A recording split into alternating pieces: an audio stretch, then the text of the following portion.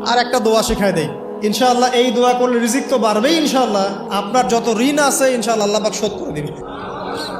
বিশ্বাস করলেন না?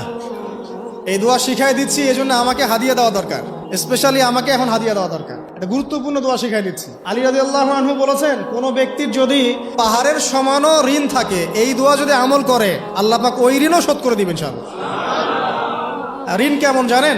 ওই যে এখন মানুষ ঋণ নিচ্ছে 1 কোটি টাকা ব্যাংক থেকে, 2 কোটি টাকা ব্যাংক থেকে, হ্যাঁ, কত বছর, 10 বছরের জন্য, 20 বছরের জন্য বাড়ি করছে, তাই না? তার ধারণা এমন যে সে মারা গেলে তার ঋণটা কেউ না কেউ শোধ করে দিবেই দিবে, তাই তো? আর আল্লাহর রসুল কি বলছেন দেখেন, একজন মারা গেছেন, নবী সাল্লাল্লাহু আলাইহি ওয়াসাল্লামের সময় একজন মারা গেছেন, তো নবী করিম সাল্লাল্লাহু আলাইহি ওয়াসাল্লাম বলছেন, এই ব্যক্তির কি কোনো ঋণ আছে? একজন সাহাবী বলেন, হ্যাঁ ইয়া রাসূলুল্লাহ, তো ঋণ আছে। নবীজি বললেন, তোমরা ওর জানাজা পড়ো, আমাকে ডেকো না, তোমরা ওর জানাজা পড়ে নাও, আমি জানাজা পড়তে চাচ্ছি না। আমি এখন কেমন করে আপনাকে বুঝাবো ঋণ কত ভয়ঙ্কর জিনিস?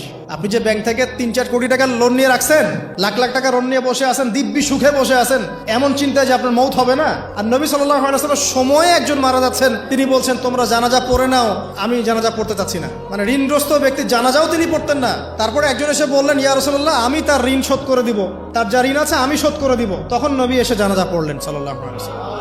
তো আপনার এই কোটি কোটি টাকা ঋণ শোধ করার লোক তো রেডি আছে নাকি? আছে না?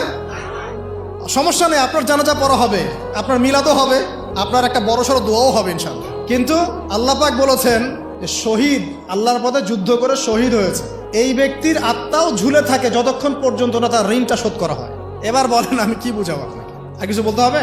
তো এখন সেই দোয়া শিখাচ্ছি আপনাদেরকে, যে দোয়া শিখলে আপনারা ঋণ থেকে বাঁচবেন ইনশাআল্লাহ। কত দিবেন বলেন? আচ্ছা, হ্যাঁ, এই তো, শুকরিয়া। দোয়া করবেন যেন আল্লাহ পাকের দিনটাকে আল্লাহর জমিনে প্রতিষ্ঠা করতে পারি।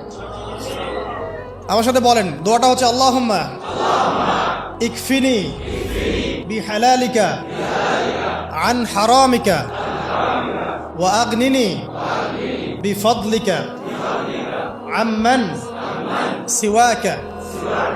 এই দোয়াটা ছোট না, এটা মুখস্থ করবেন, সেজদায় পড়বেন, নামাজের সেজদায় পড়বেন, আত্তাহিয়াতু দরুদ শেষ তারপরে পড়বেন, নামাজ শেষে হাত তুলে করবেন, যখন তখন শেষ রাতটা করবেন, ইনশাআল্লাহ দেখবেন আপনার ঋণ বলতে কিছু থাকবে না ইনশাআল্লাহ। যদি থাকে